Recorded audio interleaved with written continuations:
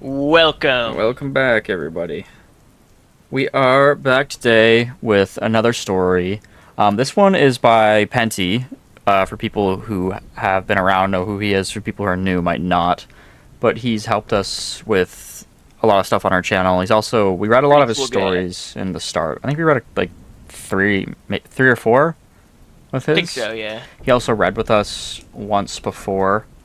Um, so we're gonna be reading one of his. Also, we are looking into doing like kind of like a true disappearance type story. We've been looking around trying to find one. Probably just Um, gonna end up writing one. yeah, we might end up just putting something together with some articles or something. If you guys are interested in that, let me know. Or if you guys know any specific ones that are interesting, let me know because we haven't really been able to find anything, to be honest, that's been like super interesting or like easy to access. So Yeah. if you guys know of anything, let us know. But anyways, the story is called "We Thought the Wendigo Was the Apex Predator. We Were Wrong." I'm gonna let Ben just jump right in. I've been a ranger in the Kabab district for 12 years. Before that, 2 years in the White Mountains, and 3 seasons as a wilderness EMT out of Flagstaff. I tell you this because I want you to understand the baseline. 12 years in the field produces a person who stays calm, identifies animals correctly, and trusts what he sees. Whatever weight you give the rest of this account should sit on top of that foundation. On the 22nd of October, I was running a solo check on Site 14, a designated backcountry camping area at the 8,400-foot elevation line.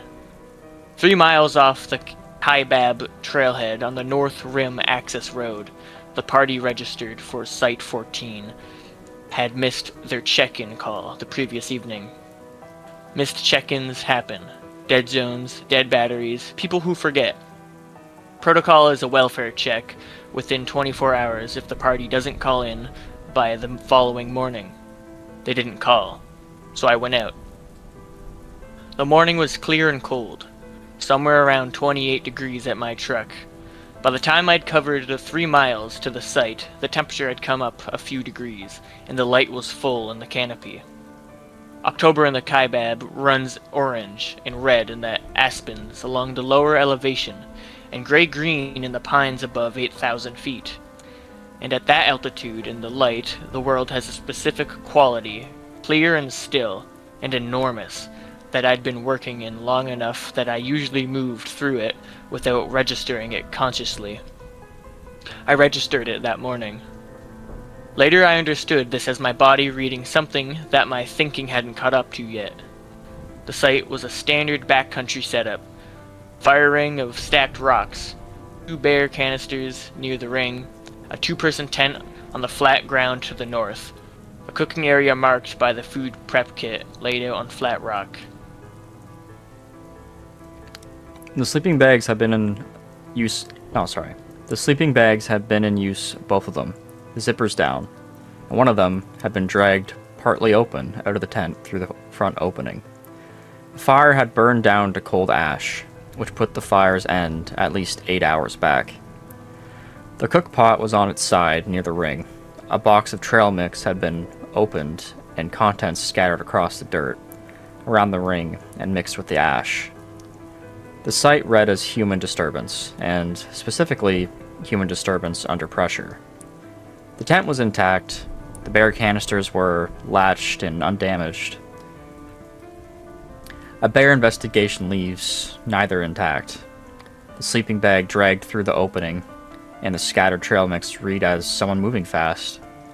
But something trekking poles were still still propped against the tent. And you don't leave your poles if you're leaving in a hurry. I made a circuit of the site, winding with each pass, reading the ground. The dirt around the ring was disturbed in a large radius. The loose soil pressed and scuffed in a pattern that was too broad for 2 people and too irregular to read as any standard wildlife disturbance. At the east edge of the site, where the ground went down from the dirt to the pine needle mat, and then into the heavier tree cover, the pattern changed. two paralleled compression tracks running into the trees, each around 8 inches wide, spaced roughly 20 inches apart. That's huge. Is that like a? He's talking about like a four-wheeler or something? I think something like that. I'd have to guess. What are compression tracks? Like, I'm assuming it's just like I'm guessing, pressure. Yeah, I'm guessing tires. Okay. I put my hand on the ground next to one of the tracks. The pine needles at the edge of each track had been pressed flat, and at the center of each track, the mineral soil underneath showed through. It's definitely not tires then. Okay. Something heavy had been dragged along the line, and the weight of whatever was being dragged had compressed the ground unevenly. Heavier on one side of the track than the other, consistent with the trailing limb of an unbalanced load. My radio was in my hand, and I was calling dispatch before I'd stood up. The signal was partial. I got through enough to report a potential welfare situation at Site 14 and request a check on the registered party's vehicle at the trailhead. Okay, maybe it was a vehicle. Okay. And then the signal dropped. I moved north toward the tree line, keeping the tracks on my left. I heard it before I saw it.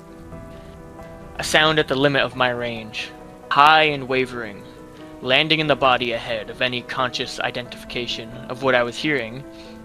I'd heard recordings of infant distress calls used in mountain lion research to provoke territorial responses, and I knew that register. And this was in that range, but wrong in a way I couldn't immediately name. The wrong shape to the pitch shifts, the wrong rhythm in the variations, produced without the pattern that distress behind it would generate. I stopped walking and stood in the trees. 40 yards ahead of me, and slightly west, something moved through the pines. My first read was bare, the low gate, the substantial movement through the brush. The gait was wrong. A bear's weight shifts side to side with each step, bilateral and readable over distance. What I was watching moved with the weight consistently forward, the front of it engaged with the ground in a way that kept the mass pitched ahead of the rear, and it was larger than any bear I'd seen in 12 years in the kaibab. Keep almost saying kebab. I had my sidearm and I had my radio, and I had the tree at my back, and I stayed still. It came into a gap in the canopy, a small clearing where a large pine had come down, and opened the sky, and I saw it clearly for the first time.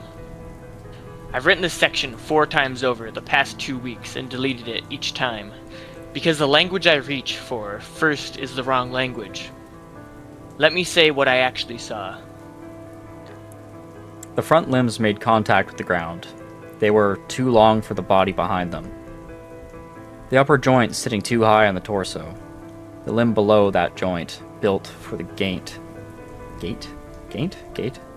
that kept the front of the animal pressed toward the earth. The body behind the front limbs was large. I estimated 400 pounds. Jesus. At minimum. Fucking goddamn. Which I've since revisited upward. And deep in the chest. The mass of it running back to the rear limbs that were proportionally shorter than the front. Their overall silhouette in the gap of the light was front heavy, the animal pitched at the forward angle at rest. The head, I'll be precise, the face was a face only its position at the front of the skull. A wide, flat oval. The dimensions of it wrong for any skull in my experience. Too wide and too flat. The surface of it was smooth and unbroken across the full span where features should have been. A single vertical line ran the center length of its crown, of the skull to underside of the jaw. Closed, the skin drawn taut across it. It had something in its front limbs. I looked at what it had, and I made myself keep looking because I needed to know what I was dealing with. It was one of those campers, what reminded me of one of those campers. I'm not going to describe what I saw because the description doesn't serve any purpose, that the fact alone doesn't already serve. It was moving towards the ravine to the northeast. moving at a pace that was measured and consistent. The front limbs alternating with the load distributed between them. The sound, the high, wavering cry, ran in intervals as it moved, stopping and resuming without any clear trigger for either the stop or the start. I followed it. I wanted to explain why I followed it because I've been asked the question and I've thought about it carefully. My job, in a situation involving a human remains in the field, is to maintain contact with the situation until I can handle it off to the law. Until I can hand it off to the law enforcement. Losing the animal means losing the remains, which means losing evidence, which means losing the ability to understand what happened, and potentially losing the second registered camper who might still be alive somewhere in that forest. I followed it because those were my responsibilities, and because I am, after 12 years, someone who does his job. The ravine ran northeast for about a quarter mile before it widened into a shallow basin below an exposed rock face. The rock face ran 20 feet up before it went to vertical, and another 60 feet above that. At the base of the rock face, where the vertical section met the slope section, there was an overhang, a section of the face that projected outward, creating a roofed space, maybe 15 feet deep and 20 wide. Dark underneath, sheltered on three sides by the rock. The creature went under the overhang. I stayed at the edge of the basin, in the trees, and watched. The cry had stopped. Under the overhang, there was movement, and then there wasn't. And after 10 minutes of stillness, I took out my monocular and used it to examine the overhang from my position. Bones at the back, a collection of them, in the dark under the overhang. Arranged or accumulated, I couldn't determine which from my distance. Multiple sizes, some clearly large, mammal, some smaller. The collection had depth, not a single event, but layering. The bones at the back, partly buried under the detritus that accumulates in a sheltered outdoor space over time. This overhang had been used for a long time. The creature was at the back of the space, its mass low and still. I was on my radio for the next 20 minutes, working the signal, getting partials. I got enough through to update dispatch with my position and a general description of the situation, and to confirm I had visual on an unknown large animal. The signal cut before I could fully describe what I was looking at.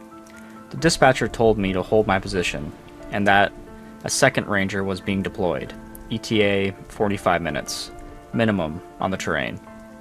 I held my position. The Wendigo came from the north. I heard it first. So wait, a Wendigo is just like normal in this world? World? I'm guessing that he's just in a forest, and since he's been in it for 12 years, like he's just been doing this for 12 years, he's just come across all this stuff, and as the title suggests, he thought like this is something new, and yeah, I guess sure, that Wendigos are normal. Oh, okay.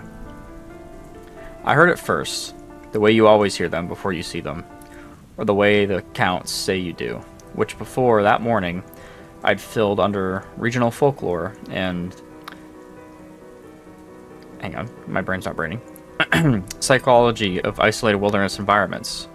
The sound was different from the creature's cry, higher and drier, carrying a human adjacent quality in the resonance that the creature's sound didn't have something that sat behind the ears, rather than in the chest. Almost a voice. It came from the pine canopy above, and it moved, covering the ground faster than anything moving through the trees. At the elevation, had a right to. The aspens at the north edge of the basin moved. Then it was in the basin, 12 feet, emaciated, the frame of it human in its basic structure, bipedal, upright. I don't even know what word that is. What is that word? Bilaterally symmetrical. Bilaterally. What does that mean? Is that like... I think it's like bilateral. Actually, I don't know. I'm guessing. I think it's like when I think of bilateral, I think of like a person shape, but that might just be wrong. Bilateral meaning having, involving, or affecting two sides or parties. Oh, okay. So it's symmetrical on both sides. Oh, okay. Bilaterally symmetrical, but the proportions pushed past any human range. The limbs too long, the torso too narrow, the ribcage visible through skin, drawn tight to the point of translucence. The face carried features, eyes, a mouth, something approximating a nose, and that made it worse than the creature's featureless blankness. In a way I hadn't expected. A face that had once had an expression, and had been hollowed out until its only structure remained. The antler rack rose from the skull, bone-colored, 6 points, the spread of it wider than the shoulders. It moved into the basin at a speed and angled towards the overhang. The creature came out from under the overhang at the same measured pace I'd watched it move through the trees. The front limbs first, the body following. The mass of it settling into the basin floor with the deliberatedness that read as decision. They oriented toward the Wendigo and stopped.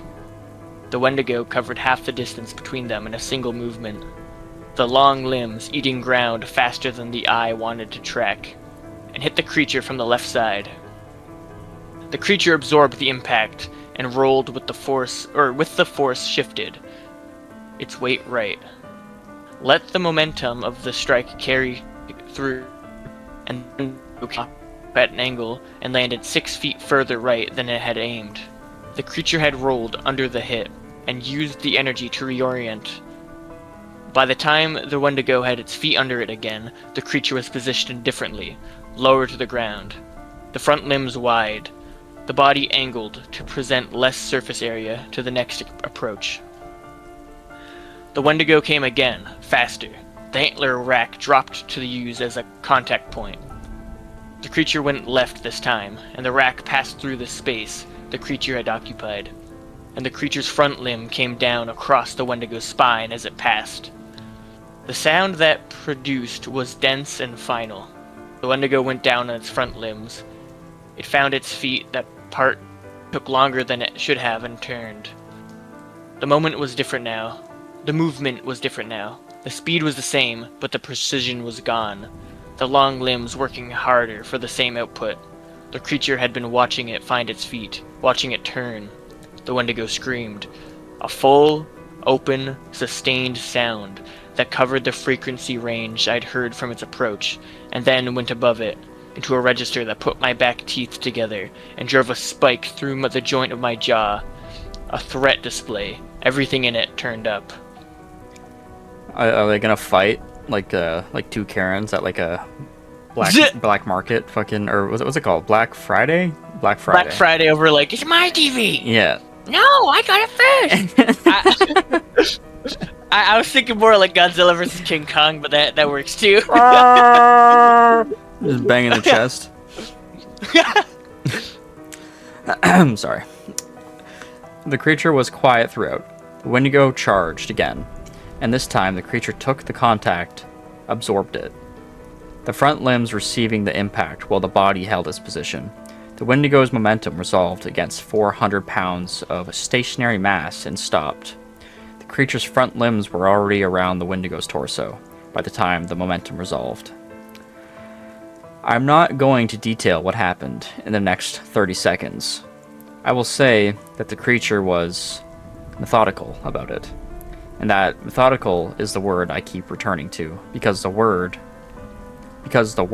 was thorough and patient, the aggression absent in any visible sense. It applied force in a sequence that suggested it understood the order of operations required. When it was over, the Wendigo was on the basin floor, and the creature stood over it, and the basin was quiet. The soil around them was disturbed, and a radius wider than the fight had seemed to occupy from the tree line. Pressed and scored, the dry grass flat, the pattern of it covering more ground than I'd tracked them moving across. The creature had used the space efficiently. The Wendigo had used all of it. The creature stepped back, its head came up. It had stayed still through all of it. My lungs had been taking short, managed pulls for somewhere around 4 minutes.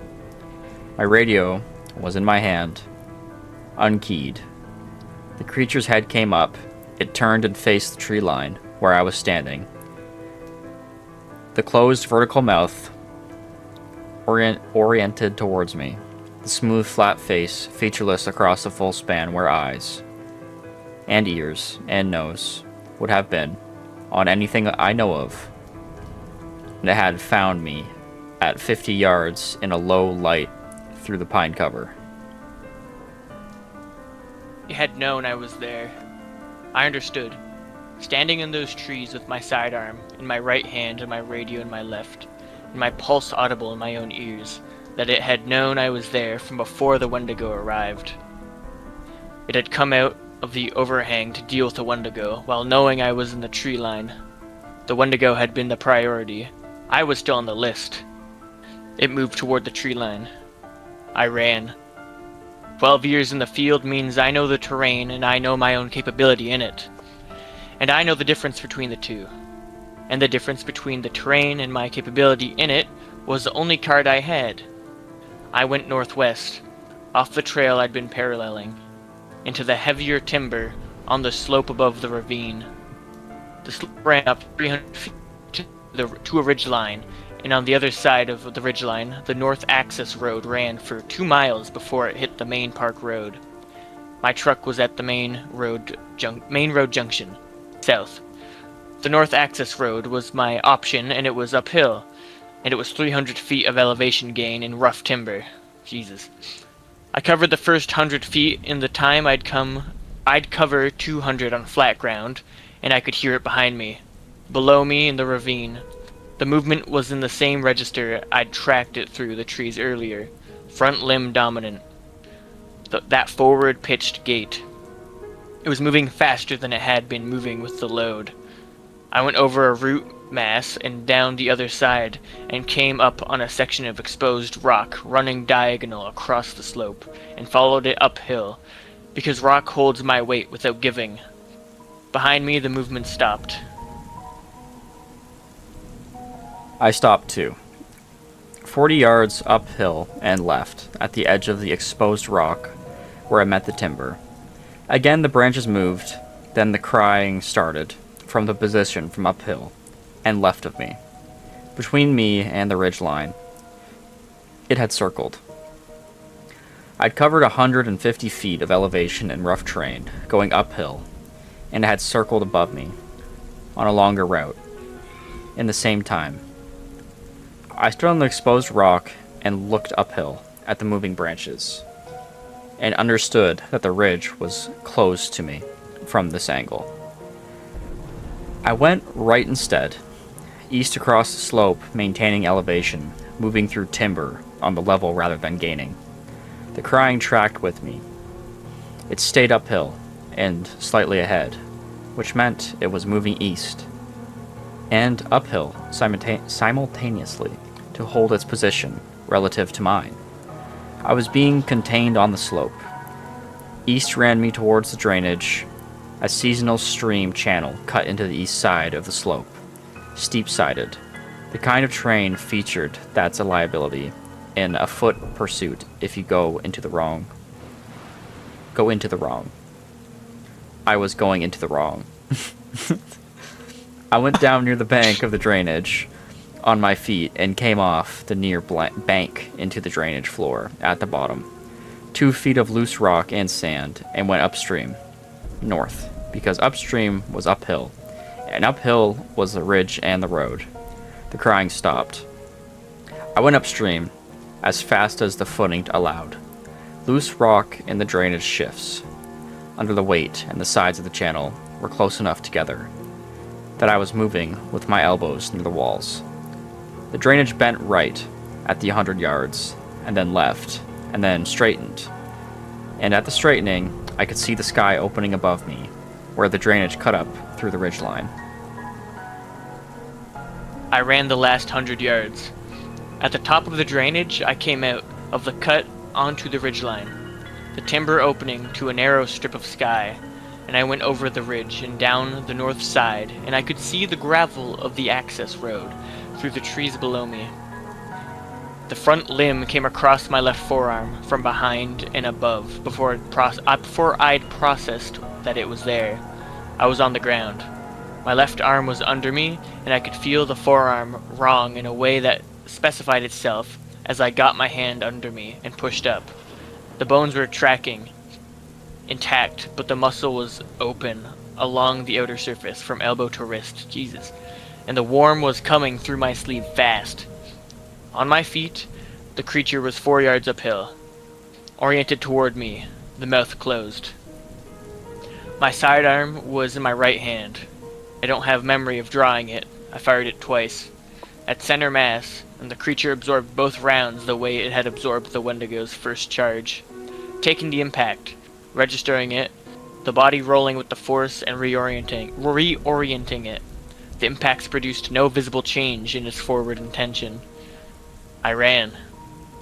The access road was 60 yards through timber. I covered it and came out of the tree line onto the gravel, and there was a truck, a white Forest Service F-250, not mine, moving north on the road at around 15 miles an hour. I stepped into the road, and the truck stopped. The ranger behind the wheel was 23 years old and had been in the district 4 months. I know this because I know everyone in the district. She looked at my arm through the windshield and had the door open before I reached it. Dalton, what happened? I got in. Sorry, I feel like maybe she's just hot. Maybe that's the only reason. I know everybody in the district. Mentioned she's female and she's 23 at the end. Don't worry about it. I know everybody in the district. Have you know? So don't feel. I have you know. I have you know. Sorry. I got in. The medical outcome. The laceration on my left forearm required 47 stitches. 47? Wait, it was from elbow to wrist, so it's like all the way down. Across 2 sessions. The outer layer of closure done at the field station, and the deeper work done at the Kanab Hospital. Kanab Hospital. Is that like supposed to mean something? Like a... I think it's. Or is that is that like an actual place? Let me look it up. I'm gonna keep reading. Kanab Hospital. When they got a better look at the depth, the muscle was cut and intact. The physical noted the precision of its given. Is it a real place? Yeah, city in Utah. Okay. Precision of it given. The reported mechanism. No fractures. Significant blood loss. 3 days of observation. The official report the official report I filled describes a mountain lion attack during a welfare check. It describes the welfare check as resulting in presumed bear encounters at Site 14. Registered party is listed as missing. The search that followed covered 18 square miles and found no trace of either camp. I kept the overhang location out of the report. I want to explain that decision. The bones at the back of the overhang were in a state of accumulation and represented multiple incidents over a long period. Some of them were large mammal, elk-sized. Some were smaller, in a size range I don't want to specify. If I don't report the overhang location, the area gets flagged. Search teams go in and people go into the basin, where the creature has demonstrated its maintains territorial presence. I've been trying to work out whether my responsibility to report that site is greater than my responsibility to keep people out of the basin. And I haven't arrived at that answer. Oh my god. I haven't arrived at an answer that satisfies me in either direction. The search teams went south. I let them go south. There are things I want to put on record that didn't go into the official report. The first is the Wendigo. I've worked in the Kaibab for 12 years, and I've filed 3 previous reports of anomalous wildlife encounters that district management categorized as misidentification and closed. One was a track set in winter that no animal in the district's wildlife inventory produced. One was a sound event in July that lasted 4 minutes and that I've listened to in my own recorded audio approximately 60 times since and cannot explain. One was a visual sighting on the North Rim at dusk in my 6th year that I described as accurately as I could, and that was categorized as elk with a psychological abnormality and closed. What I saw in that basin was 2 animals in direct confrontation over territory, one of which is described in the indigenous accounts of this region going back several hundred years, and one of which appears in no account I've been able to locate in 2 weeks of searching. The Wendigo accounts describe a creature that is dangerous and fast and associated with winter, and the kind of isolation that strips the human animal down to something older. Every account agrees on the danger. What I watched in that basin was the Wendigo treated as a manageable problem. What I watched was the creature work through the Wendigo with a patience and sequencing that said the Wendigo was a known quantity, something the creature had encountered before and had a working method for. The second thing I want to put on record is the herding behavior. I described the pursuit without fully analyzing it in the narrative because I needed to get the sequence right before I could think about what it meant. Let me think about it now. The creature let me reach the exposed rock section of the slope without closing the distance. The exposed rock was good footing for me, and difficult footing for an animal with the creature's gait and limb placement. It held at the timber edge and circled instead, uphill, on timber, where the footing favored it, and established a position above me to the left. The position covered the direct route to the ridge.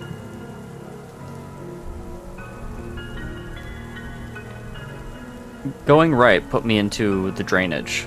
Wait, am I in the right spot? No, I'm in the right spot. Yeah.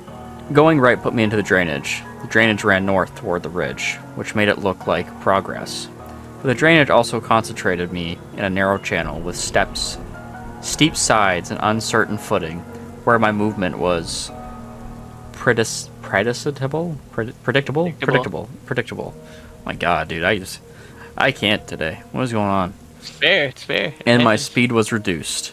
The creature knew the drainage was there. I don't know how to demonstrate that it knew, but the containment pattern it used made the drainage the obvious result of my options being closed on 2 sides. It let me go up the drainage. It came around the ridge by another route, a route that got into the north side of the ridge line before I cleared the drainage cut. What it did on the north side of the ridge line, where I came out of the trees, was a single controlled pass. The road was visible through the timber. I was running towards the road, and it was above me, and it took 1 pass rather than running me down. That pass produced the forearm laceration and put me on the ground. I got up and ran, and it held at the tree line. 2 rounds of center mass, contact, and opportunity to finish the pursuit, and it stopped at the tree line. I thought about why it stopped. The truck was on the road. The truck introduced a new variable, another person, an engine, a radio, a response. The creature had demonstrated across everything I'd watched that its models, variables, and updates on new information. The truck changed the calculation. The tree line was where the calculation changed, the third thing. When the creature came out of the overhang to meet the Wendigo, I was in the tree line. The creature had known I was there from before that point. I've established that. The Wendigo was between the creature and my position for most of the confrontation. The creature, in finishing the confrontation, had its back to me for an extended period. It dealt with the Wendigo in the minimum time the task required, and then it turned. It had a sequence. The Wendigo was first. I was second. And the order of operations was deliberate. That's the thing I keep coming back to. The speed and the strength and the tracking ability in low light through pine cover are all secondary to that. The sequence. Whatever it is in the Kaibab basin below the North Rim, at the rock face with the overhang, has a sequence. It prioritizes. It computes. It waded through a 4-minute confrontation with a 12-foot predator while knowing I was 50 yards away in the trees, because it had assessed the order and decided the Wendigo was the more immediate problem. I don't know what that makes it. I know what it made the Wendigo. I know what made me, standing in those trees with a sidearm and 12 years of field experience, and every bit of that rendered beside the point, in the time it took the creature to step out of the overhang and covered 40 yards at a walk. I pulled the North Rim section of the patrol rotation and put in the paperwork for a trail closure, citing unstable terrain near the drainage. The closure covers the basin. It'll hold for 6 months before it comes up for a review. 6 months to figure out what to do next. My arm is healing. The deeper muscle work is taking longer than the physician projected, which she attributes to the specific nature of the cut. She keeps using the word clean. Clinically, it means the wound edges are well defined and the tissue damage is minimal beyond the primary laceration. It takes a specific application of force to produce a clean cut, controlled, deliberate, the blade geometry consistent across the full length of the wound. I've been in the field for 12 years. I know what a mountain lion attack looks like. The wound on my arm is something else entirely. I fucking love the creature. I love that. I love the thought that it's like this big monkey man thing. You can't send me that.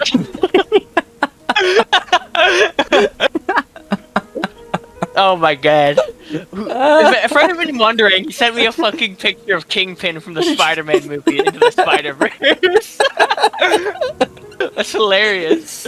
Oh, but, shit. like I was saying, I really love the concept of this creature. It's like this monkey thing with like, has a way of doing things right. Don't send me another one, man.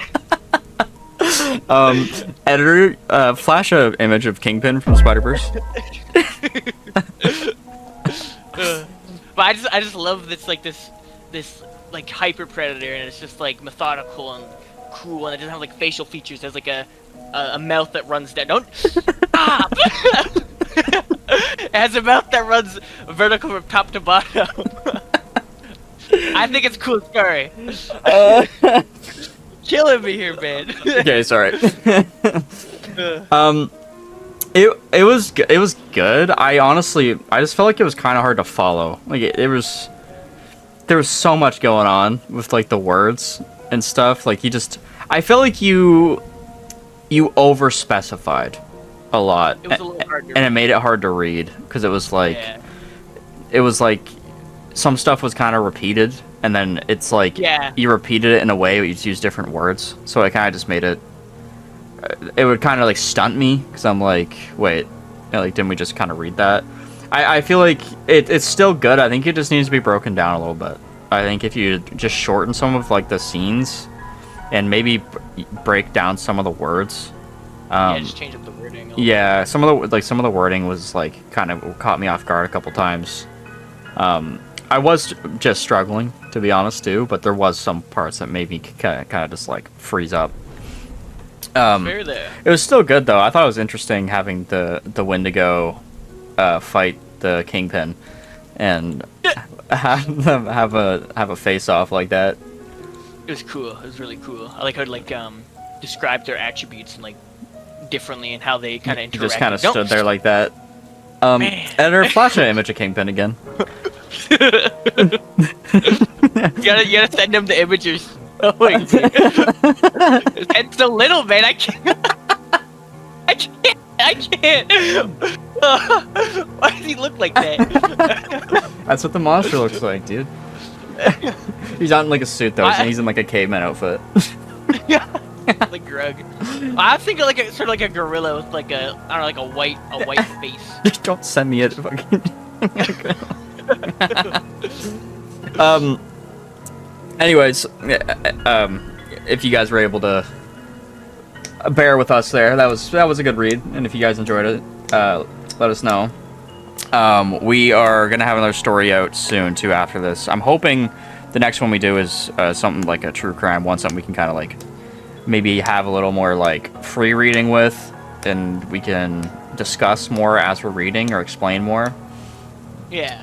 So that's gonna be cool. We're gonna probably gonna start working on that tomorrow, and then try and get that out. If you guys see this in that time or wherever this gets uploaded, let us know what you guys think about that or what you guys thought about this and stuff like that. And don't forget to like and subscribe. You know, all the Comment. YouTube shenanigans. Comment. Yup. Comment. Comment Kingpin. Yeah, comment Kingpin. Alright, guys. We'll see you later. Goodbye.